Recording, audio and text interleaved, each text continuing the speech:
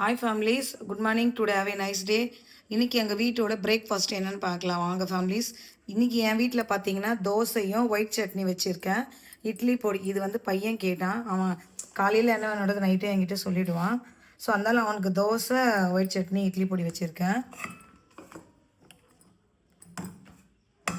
பொண்ணு வந்து கேழ்வரகு மாவு கஞ்சி கேட்டால், ராகி மாவு இருக்குல்ல அந்த மாவோட கஞ்சி கேட்டால். இதில் வந்து நான் வெறும் ராகி மாவு மட்டும் போட்டு அரைக்க மாட்டேன்.